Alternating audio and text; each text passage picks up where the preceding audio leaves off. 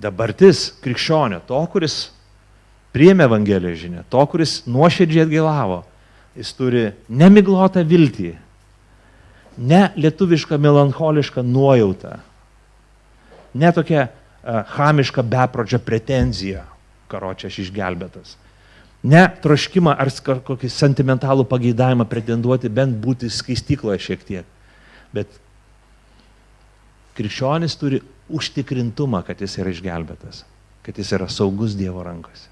Jūs, Paulius sako, ne tik apie save, kad aš ar mes, mano bendražygiai, bet jis rašo iš pagonių kilusiems krikščionėms. Jūs esate išgelbėti.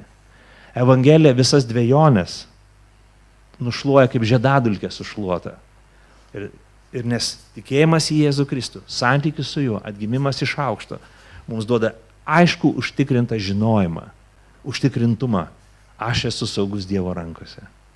Aš turiu ramybę su Dievu. Mano nuodėmės atleistas. Aš esu išgelbėtas. Kas be nutiktų, aš saugus Dievo rankose. Jei dabar mirčiau, aš žinau, kad aš būsiu su Kristumi. Aš užmerkiu akis ir aš atiduodu savo paskutinį kvapą ir aš matau savo atpirkėjo veidą. Evangelija tai duoda.